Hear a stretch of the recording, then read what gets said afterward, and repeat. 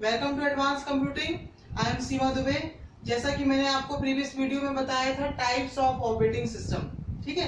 पहले मैंने आपको गोल्स बताए थे, क्या इसके प्राइमरी गोल्स हैं, क्या इसके सेकेंडरी गोल्स हैं। फिर उसके बाद मैंने आपको ब्रीफ ओवरव्यू दिया था टाइप्स ऑफ ऑपरेटिंग सिस्टम की। अब मैं आपको एक एक करके सारे ऑपरेटिंग सिस्टम के बारे में डिटेल में बताऊंगा, ठीक है। तो पहला ऑपरेटिंग सिस्टम मैंने क्या बताया था, बैच ऑपरेटिंग सिस्टम, ठीक है। तो इसमें मैंने आपको बताया था कि इसमें बहुत सारे जॉब्स होते हैं जो कंप्यूटर ऑपरेटर ऑपरेट करता है, उनको क्या करता है, किसमें कन्वर्ट कर देता है, बैचेस में, ठीक है। फिर एक के बाद एक आपके बैचेस एग्जीक्यूट होते रहते हैं, ठीक है। अब ये कॉन्सेप्ट के बाद आपको क्या समझ में आया कि इसके एडवांटेज क्या है, इसके डिसएडवांटेज क्या है बैच ऑपरेटिंग सिस्टम की। तो ये क्या होता है, टाइम सेविंग होता है। क्यों होता है टाइम सेविंग, क्योंकि सारे जो जॉब्स है वो बैच के फॉर्म में कन्वर्ट हो जाते हैं। तो एक जो बैच है, मान लो B1 बैच, हमने जैसे आपको बताया था उसमें कि एक जॉब है जॉब 1, जॉब 2, जॉब 3, ये आपके बन गए B1 और ये जॉब 4 है आपका बन गया B2, ठीक है। दो जॉब आपके B1 में चला गया और दो जॉब आपके B2 बैच में चला गया। तो ये सारे क्या टाइम सेविंग होते हैं। लेकिन टाइम सेविंग किसके कंपेयर में, कंपैरेटिवली मेन फ्रेम। किसमें वन, जैसे मेन फ्रेम हम जानते हैं बहुत बड़ी मशीन है, कमरे के समान होती थी, कमरे के अंदर होती थी, तो वो आपका क्या हो जाएगा, time saving comparatively main frame, ठीक है। दूसरा क्या है आपका, इसमें कोई आपका वुमेन से कोई भी डायरेक्ट कम्युनिकेशन नहीं होता है, ठीक है। सारा आपका इनपुट डिवाइस से ही डायरेक्टली सीपीयू इंटरेक्ट करता है। नो डायरेक्ट कम्युनिकेशन या connection of women. Is that clear? क्योंकि इसमें कंप्यूटर ऑपरेटर ही सारे जॉब शेड्यूल करता है कि कैसे जॉब्स को लेना है, कैसे उसमें आपको बैचेस में कन्वर्ट करना है। तो नो डायरेक्ट कम्युनिकेशन और कनेक्शन ऑफ वुमेन, ठीक है। अब इसके डिसएडवांटेज क्या होंगे, ये तो हमने अपने एडवांटेज पढ़ लिए, अब इसके डिसएडवांटेज क्या होंगे।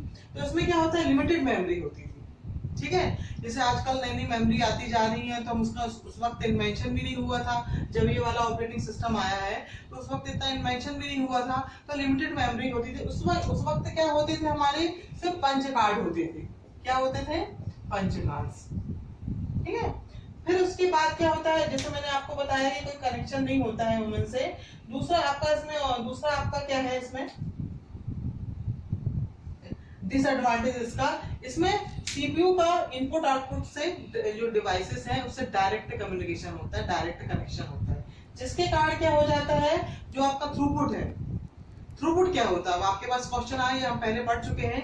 थ्रूपुट क्या होता है, जो नंबर ऑफ प्रोसेस होती हैं जो एग्जीक्यूट होती हैं पर यूनिट टाइम में, उसको हम थ्रूपुट बोलते हैं। क्योंकि direct connection input output device से हो रहा है, तो सीपीयू क्या हो गया, आइडल हो गया, सीपीयू को काम ही नहीं मिल रहा है। आप जानते हैं कि जो सीपीयू की जो स्पीड होती है इनपुट आउटपुट डिवाइस से ज्यादा होती है, ठीक है। ये आपका क्लॉक फ्रीक्वेंसी पे काम करता है, ठीक है। तो उसके पास ज्यादा काम नहीं रहता है, तो उसके कारण वो आइडल हो जाता है।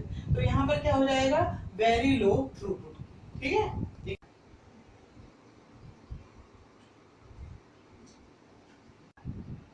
जैसा मैंने आपको बताया कि इसमें बहुत ही वेरी लो थ्रूपुट होता है। मतलब थ्रूपुट का मतलब क्या होता है, number of processes executed per unit time. और जब आपका थ्रूपुट जो होगा वो कम होगा, मिनिमम होगा, तो एफिशिएंसी भी इसमें कम होगी। थ्रूपुट होने के कारण ये एफिशिएंट नहीं होगा, मिनिमम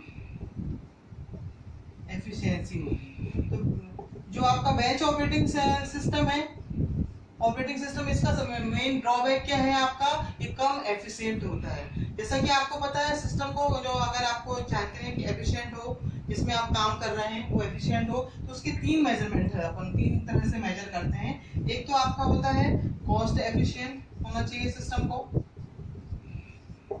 दूसरा आपका होना चाहिए टाइम एफिशिएंट होना चाहिए,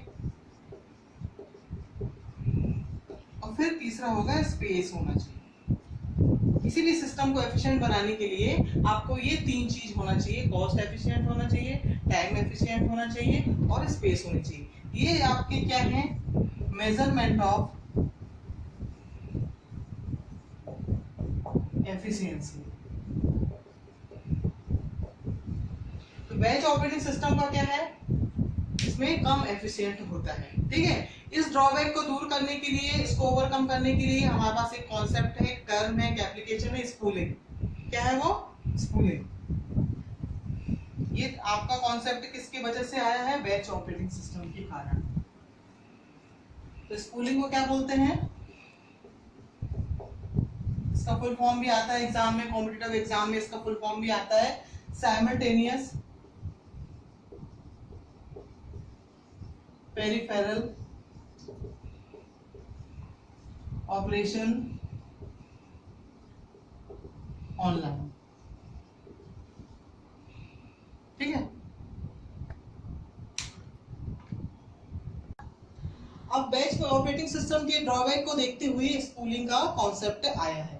ठीक है, जैसा कि मैंने आपको फुल फॉर्म बताया है साइमल्टेनियस पेरिफेरल ऑपरेशन ऑनलाइन। इससे नेट से कोई रिलेटेड नहीं है कि ऑनलाइन है तो आप सोच रहे हो नेट से कोई रिलेटेड है। अब जैसा कि मैंने बताया कि इसमें एक के बाद एक स्पूलिंग में एक्चुअली होता क्या है, बहुत सारे ऑपरेशन का एक साथ हो जाना, बहुत सारे ऑपरेशन का एक साथ हो जाना, वो आपका क्या कॉन्सेप्ट कहलाता है? स्पूलिंग। अब इसमें बहुत सारी जॉब आ गई अपने पास। ठीक है, जॉब 1, जॉब 2, जॉब 3, तो ये सारी डिस्क में जाके स्टोर हो रही है।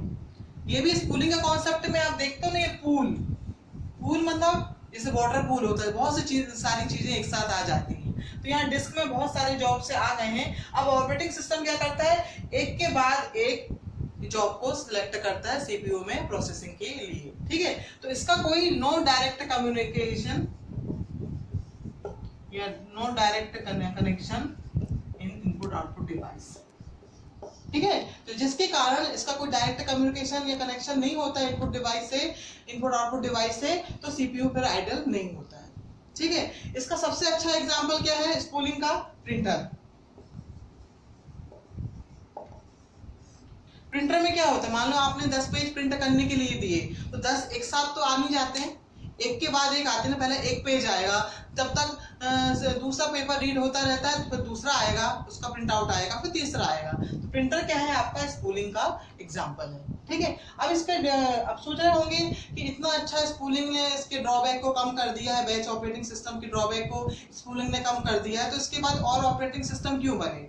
तो इसका भी ड्रॉबैक है, स्पूलिंग का भी ड्रॉबैक है, इसका भी डिसएडवांटेज है। इसका डिसएडवांटेज क्या है कि ये यूनि प्रोग्रामिंग होता है। अगर आपको मल्टी प्रोग्रामिंग में इसको यूज करना है तो ये आपका सक्सेसफुल नहीं है, तो इसलिए हम स्पूलिंग का यूज नहीं कर पाते हैं। इसके कारण हमारे बहुत सारे ऑपरेटिंग सिस्टम, जैसे इसके बाद में आपको क्या पढ़ाऊंगी, मल्टी प्रोग्रामिंग ऑपरेटिंग सिस्टम। ठीक है, अगर आपको मेरा ये वीडियो पसंद आया है तो इसको लाइक और शेयर सब्सक्राइब जरूर करिए, ताकि मैं और अच्छे अच्छे वीडियो बना के आपको और भी इंटरेक्टिव सेशन आपका बना सकूं।